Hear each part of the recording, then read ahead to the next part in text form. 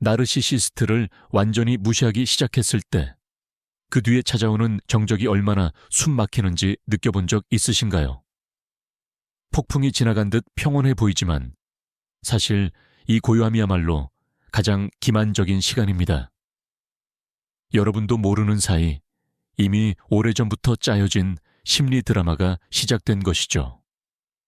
오늘 우리는 그 각본을 낱낱이 파헤쳐 보려 합니다. 나르시시스트가 여러분의 무시에 반응하는 5가지 단계를 분석해 드릴 텐데요. 단순히 무엇을 예상해야 하는지 알려드리는데 그치지 않겠습니다. 왜 4단계가 가장 위험한지, 그리고 여러분의 침묵이 어떻게 그들에게 가장 치명적인 무기가 되는지 확실히 깨닫게 되실 겁니다. 그들이 왜 그토록 정적을 두려워하는지 궁금하지 않으신가요? 그 답은 여러분을 충격에 빠뜨릴지도 모릅니다. 그럼 시작해볼까요? 본격적인 이야기에 앞서 왜 완전한 무시나 No contact, no contact이 나르시시스트와 결별할 때 가장 확실한 전략인지 이해해야 합니다. 이건 상대를 괴롭히기 위한 잔인함이 아닙니다. 철저히 나를 지키기 위한 생존의 문제입니다. 나르시시스트를 오직 여러분의 관심이라는 연료로만 움직이는 기계라고 상상해 보세요. 칭찬, 비난, 환호, 눈물. 그 종류가 무엇이든 그들에겐 그저 생존을 위한 에너지원일 뿐입니다. 여러분이 침묵을 선택하는 것은 단순히 연락을 끊는 것이 아닙니다. 그들의 생명줄과도 같은 에너지 공급을 통째로 끊어버리는 것이죠. 여러분의 눈동자에 비친 자신의 모습을 보며 간신히 자아를 유지하던 그들의 세계는 비틀거리며 무너져 내리기 시작합니다. 이후에 그들이 보이는 모든 반응은 결코 여러분을 사랑해서가 아닙니다. 끊겨버린 연료를 다시 확보하기 위한 처절하고도 본능적인 발악일 뿐입니다. 자, 여러분이 마주하게 될 첫 번째 단계는 바로 로맨스 킹의 귀환입니다. 심리학에서는 이를 러브 밤비잉의 재개라고 부르기도 하죠. 나르시시스트가 여러분의 결심이 확고하다는 것과 그 침묵이 연기가 아니라는 걸 깨닫는 순간 그들은 숨겨왔던 비장의 카드를 꺼내 듭니다. 바로 처음 관계를 시작할 때 여러분의 마음을 사로잡았던 그 방식이죠. 이제 후회와 약속으로 가득 찬 메시지들이 쏟아질 겁니다. 이제야 다 깨달았어. 나 정말 변했어. 너 없는 삶은 아무 의미가 없어. 우리 다시 시작하자 같은 말들 말이죠. 그들은 함께했던 가장 행복한 기억들을 들춰내며 동정심을 유발할 겁니다. 여러분이 좋아하는 꽃을 보내거나 예전처럼 거절하기 힘든 그 애처로운 눈빛을 한 채 갑자기 집 앞으로 찾아오기도 하겠죠. 마치 할리우드 로맨스 영화의 한 장면처럼 보일 거예요. 드디어 상대방이 내 가치를 알아주고 나를 위해 뭐든 할 준비가 된 것처럼 느껴지기도 합니다. 하지만 여기서 첫 번째이자 가장 중요한 함정을 조심해야 합니다. 꼭 기억하세요. 이건 진심 어린 반성이 아니라 단지 여러분을 다시 붙잡기 위한 전략일 뿐입니다. 이 연극의 무대 뒤에서 벌어지는 진짜 이야기를 한번 살펴볼까요? 과연 이 단계에서 나르시시스트를 움직이는 진짜 동력은 무엇일까요? 사랑일까요? 아닙니다. 그건 통제권을 잃고 자신의 에너지원이 사라지는 것에 대한 차갑고 치밀한 공포일 뿐입니다. 그는 마치 단골 고객을 경쟁사에 빼앗긴 노련한 마케터처럼 행동합니다. 그가 무엇을 할까요? 파격적인 할인과 최상의 조건을 내걸며 화려한 장밋빛 미래를 약속하죠. 하지만 그의 목적은 당신의 행복이 아닙니다. 당신을 다시 자신의 소나기에 넣고 당신의 감정을 마음껏 착취할 수 있는 원래의 시스템으로 복귀시키는 것이 진짜 목적입니다. 그는 당신의 약점과 소중한 추억들을 오히려 당신을 조종하는 무기로 사용합니다. 당신이 좋았던 시절을 그리워한다는 걸 누구보다 잘 알기에 바로 그 향수를 자극하는 것이죠. 이건 마치 일확천금을 약속하는 사기꾼과 같습니다. 당신이 그 제안을 수락하는 순간 모든 것을 잃게 될 거라는 사실을 그는 이미 알고 있습니다. 지금 그가 속삭이는 사랑해라는 말은 진심 어린 고백이 아닙니다. 당신의 마음을 다시 열고 당신의 관심을 독차지하기 위해 당신의 마음이라는 보안 암호를 해킹하려는 시도일 뿐입니다. 마리아의 이야기를 하나 들려드릴게요. 지독한 감정의 소모 끝에 그녀는 마침내 나르시시스트였던 전 남자친구를 완벽히 차단했습니다. 첫 일주일은 고요했습니다. 하지만 그건 폭풍 전야였을 뿐이었죠. 시작은 모르는 번호로 온 문자 한 통이었습니다. 방금 우리 노래를 들었어. 그냥 네가 잘 지내길 바랄 뿐이야. 마리아는 무시했습니다. 하지만 다음 날 현관 앞에는 그녀가 가장 좋아하던 작약 꽃다발과 메모가 놓여 있었습니다. 내가 바보였어. 만회할 기회를 한 번만 더 줘. 마리아의 마음은 크게 요동쳤습니다. 결정타는 친구의 전화였습니다. 친구가 실수로 연결해준 수화기 너머로 그의 목소리가 들려왔습니다. 그는 울먹이며 이제야 모든 걸 깨달았고 상담도 받기 시작했다며 제발 한 번만 만나달라고 애원했죠. 이것이 바로 나르시시스트의 전형적인 수법입니다.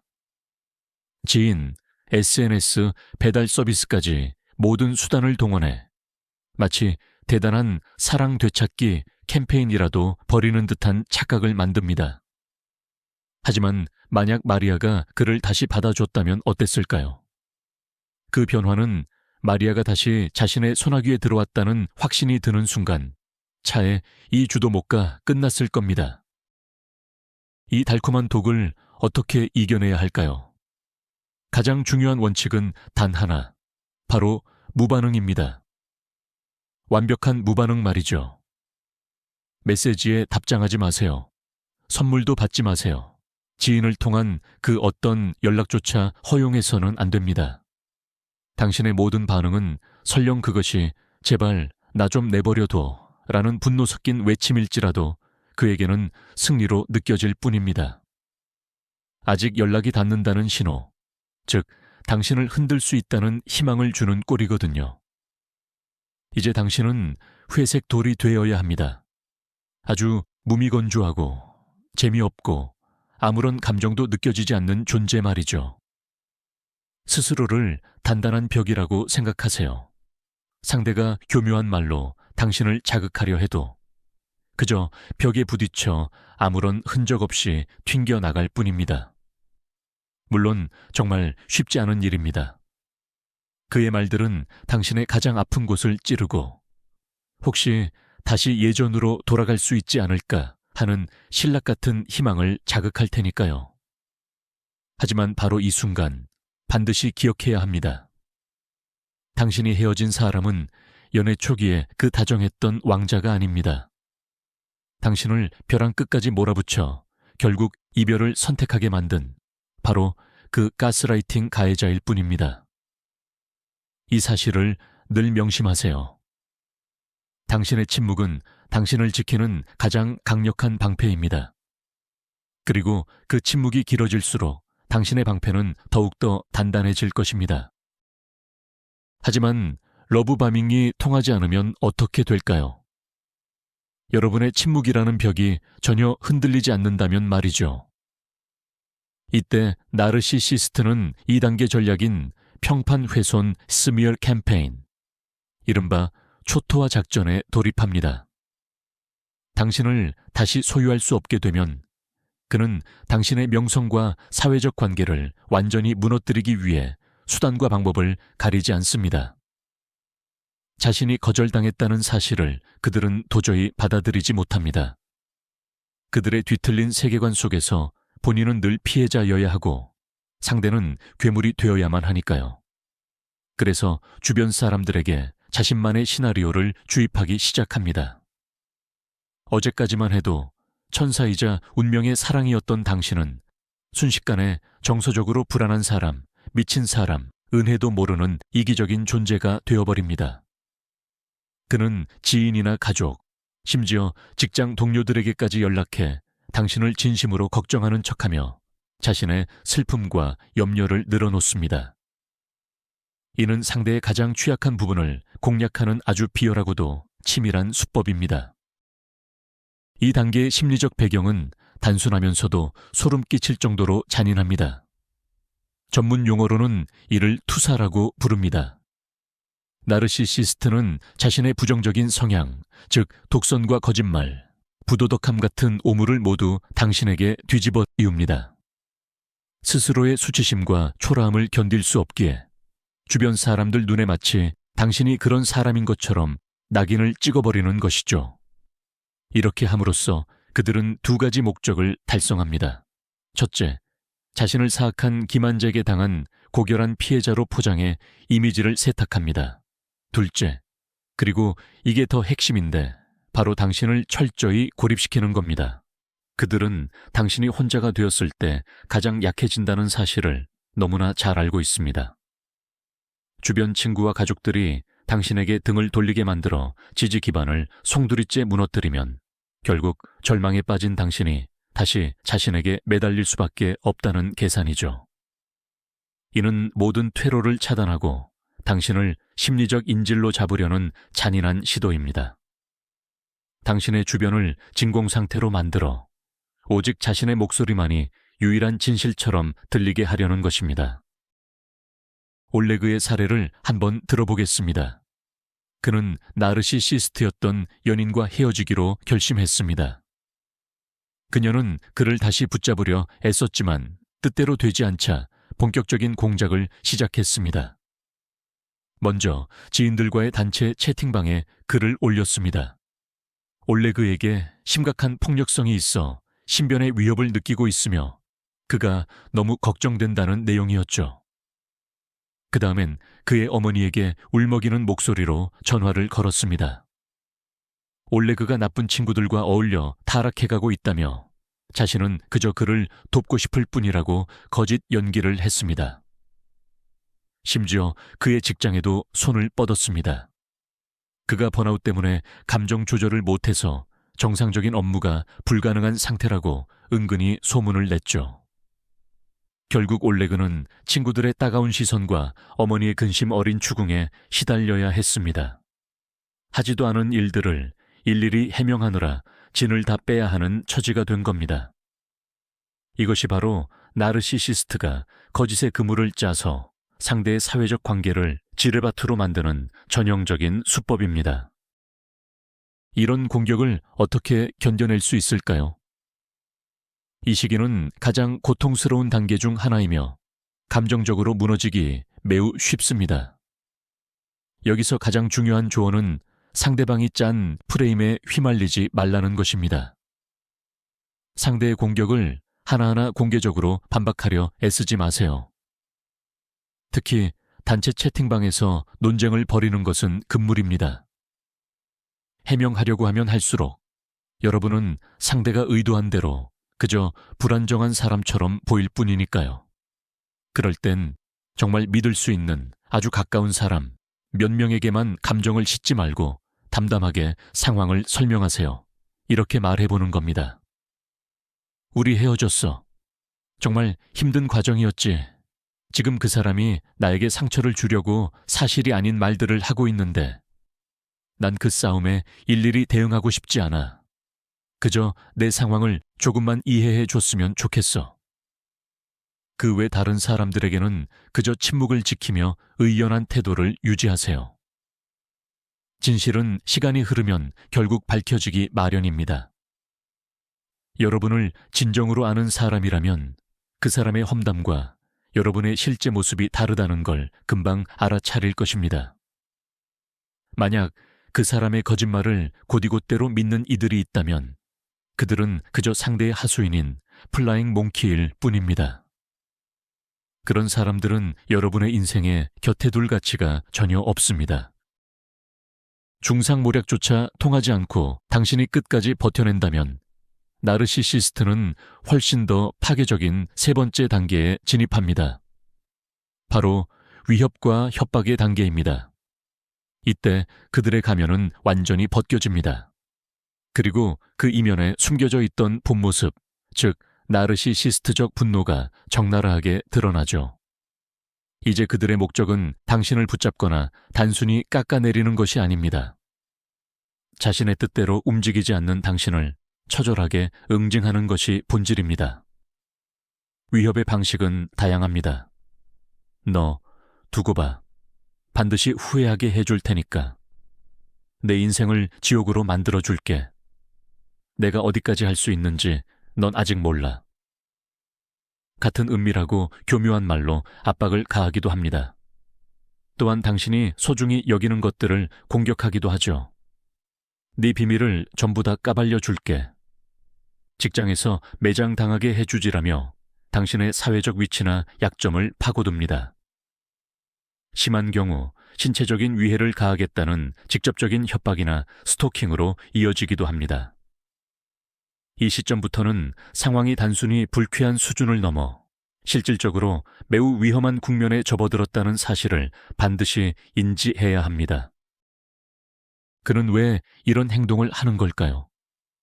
이건 공포를 통해 통제력을 되찾으려는 처절한 몸부림입니다. 그를 무시한 순간 당신은 그의 세상에서 가장 용서받지 못할 죄를 지은 셈입니다. 바로 그가 당신에게 아무런 의미도 없는 존재라는 걸 증명했기 때문이죠. 이 사실은 비대하지만 유리처럼 깨지기 쉬운 그의 자존감에 치명적인 타격을 입혔습니다. 이제 그에게 협박은 당신의 삶에서 다시금 거대하고 중요한 존재로 복귀하기 위한 유일한 수단이 되었습니다. 당신의 동경을 받을 수 없다면 그는 차라리 당신의 공포를 선택할 것입니다. 공포 또한 당신의 모든 신경을 그에게 집중시키는 아주 강력한 감정이니까요. 그는 당신이 겁먹기를 바랍니다.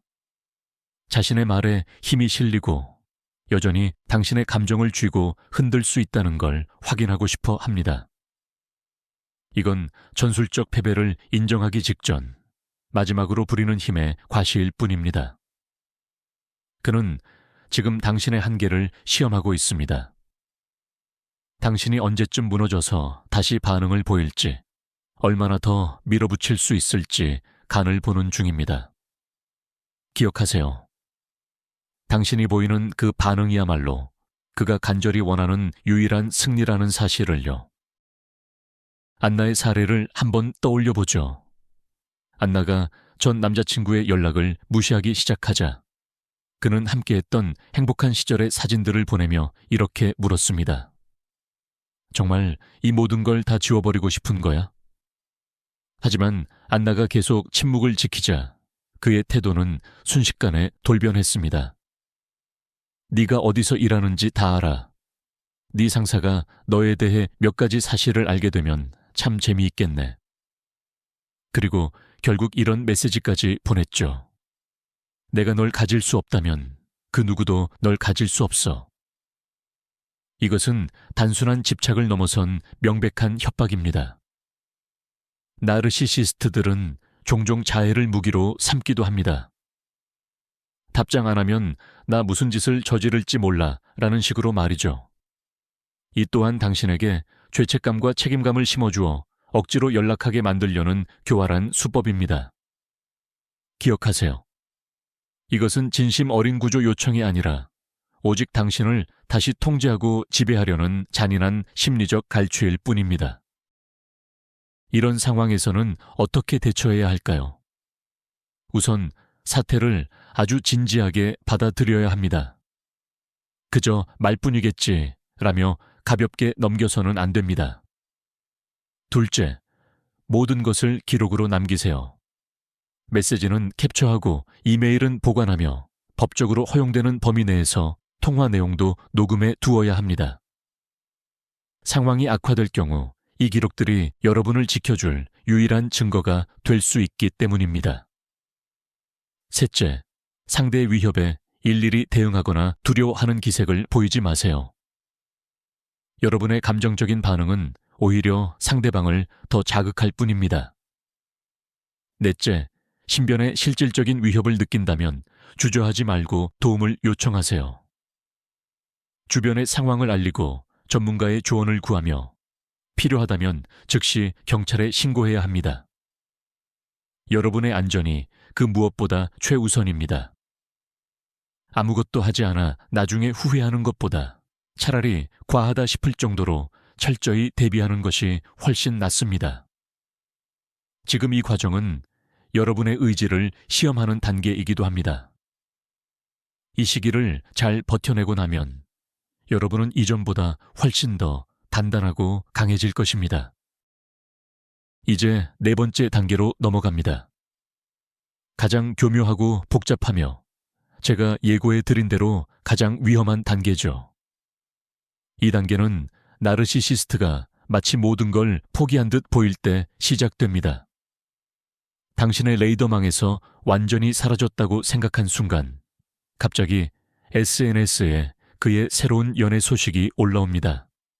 세상에서 가장 행복한 연인인 양세 파트너와 찍은 사진을 도배하고 드디어 운명의 상대를 만났다는 식의 글들을 쏟아내죠. 그걸 본 당신의 마음은 안도감과 고통이 뒤섞여 복잡해질 겁니다. 드디어 나를 놓아주는구나 싶다가도 어떻게 저렇게 순식간에 나를 잊을 수 있지? 라는 생각에 허탈함이 밀려오죠. 하지만 바로 여기에 악마 같은 함정이 숨어 있습니다. 이건 게임의 끝이 아니라 훨씬 더 정교해진 다음 단계일 뿐입니다. 심리학에서는 이를 새로운 대상을 이용한 후버링, 즉 진공청소기처럼 당신을 다시 빨아들이려는 수법이라고 부릅니다. 그가 보여주는 과시적인 행복은 철저히 연출된 연극이며 그 연극의 단 한 명뿐인 관객은 바로 당신입니다. 이 단계가 얼마나 위험한지 이해하려면 먼저 삼각측량 T-라이앵굴레이션이라는 개념을 알아야 합니다. 나르시시스트는 자신을 최고의 전유물로 설정해 두고 나머지 두 사람이 자신을 차지하기 위해 경쟁하게 만드는 구도를 즐깁니다. 그들에게 생긴 새로운 파트너는 결코 당신의 대체제가 아닙니다. 그저 당신을 조종하기 위한 하나의 도구일 뿐이죠. 그는 보란듯이 새로운 사람과의 완벽한 관계를 과시하며 당신에게 질투심과 후회, 그리고 자존감 하락을 유도합니다. 당신이 결국 문제는 나였나? 저 사람과는 저렇게 행복해 보이는데 라며 스스로를 탓하기를 바라는 것입니다. 당신이 내린 이별의 결정을 끊임없이 의심하게 만드는 것, 그것이 바로 그의 목적입니다. 그는 당신이 결국 버티지 못하고 먼저 연락해 오기를 기다립니다. 축하의 인사를 건네든 혹은 분노를 쏟아내든 상관없습니다. 어떤 식으로든 반응을 보이는 순간 당신은 여전히 그의 낚싯바늘에 걸려 있다는 것을 증명하게 되니까요. 그는 새로운 파트너를 통해 에너지를 얻는 동시에 멀리서 당신의 감정까지 착취하며 자신의 지배력을 확인하고 있는 겁니다. 인스타그램을 넘기다가 그의 피드를 발견했다고 상상해 보세요. 여러분과 첫 데이트를 했던 바로 그 카페에서 그가 새로운 연인과 웃고 있는 사진이에요. 사진 밑에는 이런 글이 적혀 있죠. 내 생에 지금이 가장 행복하다. 그런데 1시간 뒤 모르는 번호로 메시지가 하나 옵니다. 안녕, 그냥 네가 잘 지냈으면 해서 연락했어. 너도 꼭 네 행복을 찾길 바랄게. 화려한 SNS 속 모습과 사적인 메시지 사이에 이 묘한 괴리감. 이건 전형적인 심리 조작자의 수법입니다. 그는 지금 무언의 메시지를 던지고 있는 거예요. 난 너 없이도 완벽해. 하지만 여전히 내 생각을 하고 있지. 내가 너보다 앞서가고 있는데 넌 어때? 라고 말이죠. 그는 존재하지도 않는 경쟁 속으로 당신을 끌어들이고 있습니다. 심지어 나중에는 새 연애가 얼마나 힘든지 털어놓으며 당신의 동정심을 자극할지도 몰라요. 당신을 다시 구원자라는 이름의 게임판 위로 불러들이기 위해서 말이죠. 이 시기가 왜 그토록 위험한 걸까요? 바로 여러분의 자존심을 건드리기 때문입니다. 새로운 타겟에게 경고하고 싶거나 나도 너 없이 충분히 행복하다는 걸 그에게 증명해 보이고 싶은 강한 충동을 느끼게 하죠. 하지만 이 두 가지 모두 결국 여러분이 패배하는 전략입니다. 상대의 새 파트너에게 연락하는 건 오히려 여러분에게 독이 될 뿐이에요. 나르시시스트는 이미 그 사람에게 여러분을 최악의 인물로 묘사해 두었을 확률이 높습니다. 그래서 여러분의 진심 어린 경고는 그저 질투의 눈먼전 연인의 복수처럼 보일 겁니다. 또한 내가 잘 지내고 있다는 걸 보여주려는 노력 역시 그가 설계한 누가 더 행복한가라는 게임에 스스로 발을 들이는 꼴이 됩니다. 여기서 벗어나는 유일한 정답은 완벽한 무시입니다. 그의 도발이 보이지 않도록 모든 수단을 차단하세요. 필요하다면 공통 지인들과의 관계도 과감히 정리해야 합니다. 지금 여러분이 해야 할 일은 그가 만들어낸 이 지독한 삼각관계에서 완전히 빠져나오는 것입니다.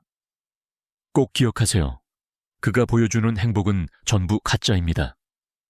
그저 끝없이 반복되는 연극의 다음 막일 뿐이죠. 그 연극에 다시는 관람료를 지불하지 마세요. 드디어 모든 폭풍이 지나가고 5번째 단계가 찾아옵니다. 이른바 거대한 증발 혹은 최종 폐기의 단계입니다. 달콤한 회유부터 협박, 그리고 교묘한 심리 조종까지. 그 모든 시도가 수포로 돌아가면 나르시시스트는 어느 순간 거짓말처럼 자취를 감춰버립니다. 완벽하게요. 이제 깊은 정적이 찾아옵니다. 그 어떤 소음도 없는 진짜 정적 말이죠. 그는 더 이상 연락하지도 당신 주변을 맴돌지도 않습니다. 당신을 자극하던 SNS 게시물조차 멈춥니다. 마치 그가 마침내 포기하고 당신을 완전히 잊은 것처럼 보이죠. 이 순간 많은 이들이 비로소 안도의 한숨을 내쉽니다. 자신의 선택이 옳았다는 확신을 얻기도 하죠. 어느 정도는 맞는 말입니다. 당신은 끝까지 잘 버텨냈고 이 소모적인 전쟁에서 승리한 것이니까요. 하지만 여기서 꼭 짚고 넘어가야 할 함정이 하나 있습니다. 이것이 반드시 이야기의 완결은 아니라는 사실입니다. 어쩌면 이건 그저 다음 장으로 넘어가기 전 잠시 극의 흐름을 멈춘 막간일지도 모릅니다. 이 시점에서 그의 머릿속에선 어떤 일이 벌어지고 있을까요? 그에게 에너지 공급원이었던 당신은 이제 완전히 고장난 물건이 되어버렸습니다. 그는 온갖 수단을 동원해 당신을 제어하려 했지만 결국 뜻대로 되지 않았죠. 이제 그에게 당신은 더 이상 에너지를 쏟을 가치가 없는 수익성 낮은 투자처일 뿐입니다. 철저히 도구적인 그의 세계관 안에서 당신은 이제 망가진 상품에 불과합니다. 그래서 그는 당신을 미련 없이 폐기합니다. 이것이 바로 가치 폄하의 단계입니다. 사실은 당신이 그를 거부한 것이지만 그는 그로 인해 생기는 자존심의 상처를 견딜 수 없습니다. 그래서 오히려 당신이 함량 미달이라서 자기가 버린 것이라며 스스로를 세뇌합니다. 그는 곧바로 더 쉽고 다루기 편한 새로운 에너지원을 찾아 눈을 돌립니다. 그게 새로운 파트너이든 일이든 혹은 자극적인 취미든 상관없습니다. 그가 떠나는 건 결코 당신의 결정을 존중해서가 아닙니다. 단지 당신이 그에게 더 이상 쓸모가 없어졌기 때문입니다. 그는 비대해진 자아를 지키기 위해 마치 이 모든 이별이 자신의 선택인 양 연출하며 떠나가는 것뿐입니다. 그렇다면 이 시기는 당신에게 어떤 의미일까요? 지금은 당신에게 찾아온 성장의 기회입니다. 오직 당신 자신을 위해 이 시간을 최대한으로 활용해야 합니다. 그가 새로운 대상에게 몰두해 있는 지금은 당신에게 소중한 휴식기입니다. 상처를 치유하고 무너진 자존감을 회복하며 나만의 심리적 경계를 다시 세울 때입니다. 그가 없는 당신만의 삶을 다시 설계할 수 있는 절호의 찬스죠. 상담을 시작하거나 곁을 지켜준 소중한 친구들을 만나고 새로운 취미에 몰입해 보세요. 지금 이 시기에 당신이 더 단단해질수록 훗날 그가 당신을 흔들 수 있는 여지는 사라집니다. 여기서 중요한 것은 위험이 완전히 끝났다고 방심하지 않는 것입니다. 지금의 평화를 전쟁이 끝난 것으로 여기지 마세요. 대신 전열을 가다듬고 당신의 새로운 삶 주위에 그 누구도 넘볼 수 없는 견고한 성벽을 쌓는 시간으로 삼으셔야 합니다. 당신의 목표는 명확합니다. 스스로 온전하고 자립적인 사람이 되는 것. 그래서 시간이 흐른 뒤 그가 다시 당신의 삶에 발을 들이려 해도 당신 스스로가 그럴 가치가 전혀 없다고 느낄 만큼 충분히 강해지는 것입니다. 이제 우리가 꼭 짚고 넘어가야 할 가장 큰 착각에 대해 이야기해 볼까요? 바로 마지막 이별이라는 환상입니다. 나르시시스트가 당신의 인생에서 사라졌다고 해서 그게 정말 끝인 경우는 드뭅니다. 그는 언제든 다시 나타날 수 있거든요. 반년 뒤든 1년 뒤든 아니면 5년이 지난 뒤라도 말이죠. 어느 날 갑자기 생일 축하 메시지를 보내거나 집 앞 마트에서 우연히 마주치는 상황을 연출하기도 합니다. 왜 그럴까요? 그들에게 과거의 연인은 언제든 다시 이용할 수 있는 에너지 공급원일 뿐이기 때문입니다. 지금 곁에 있는 사람에게서 더 이상 얻을 게 없으면 그는 다시 옛날 연락처를 뒤적거리기 시작합니다. 그리고 만약 당신의 경계심이 조금이라도 느슨해진 걸 눈치챈다면 여지없이 다시 당신의 삶을 파고들려 할 거예요. 그래서 치유는 단 한 번의 결심으로 끝나는 게 아닙니다. 끊임없이 자신의 경계선을 단단하게 지켜나가는 과정이죠. 그 사람에게서 명확한 끝맺음을 기대하지 마세요. 그 마무리는 여러분 스스로가 짓는 겁니다. 떠나겠다는 결심, 그리고 철저한 무관심. 그것만이 이 관계의 진정한 마침표가 될 수 있습니다. 그 외에 그가 하는 모든 행동은 그저 의미 없는 마지막 발악일 뿐입니다. 자, 이제 내용을 정리해 보겠습니다. 러브 밤빙, 비방 캠페인, 협박, 교묘한 삼각관계, 그리고 마지막 잠수 이별까지. 이 5가지 단계는 단순한 감정의 폭발이 아닙니다. 이건 나르시시스트가 자신의 자원이 끊겼을 때 누구에게나 똑같이 반복하는 수년간 다듬어진 치밀한 시나리오일 뿐이죠. 여기서 우리가 깨달아야 할 가장 중요한, 어쩌면 충격적인 사실은 이 모든 반응이 당신이라는 사람과는 아무런 상관이 없다는 겁니다. 당신이 아닌 그 누구라도 그 자리에 있었다면 그는 똑같이 행동했을 거예요. 당신은 사랑의 대상이 아니라 그저 그 사람의 자아를 지탱해주는 도구에 불과했으니까요. 그리고 이 이야기의 진짜 반전은 바로 이겁니다. 그동안 당신은 그 사람이 강하고 본인이 약하다고 믿었을지 모릅니다. 하지만 사실은 당신의 침묵과 무시야말로 그 사람이 세상에서 가장 두려워하는 강력한 힘입니다. 당신의 고요함은 그 어떤 비명보다도 더 크게 울려 퍼집니다. 영상을 끝까지 시청해 주셔서 감사합니다. 내용이 도움이 되셨다면 좋아요와 구독 부탁드립니다. 마지막으로 여러분께 묻고 싶습니다. 여러분은 이 중 어떤 단계를 겪으셨나요? 그리고 어떻게 그 시간을 버텨내셨나요?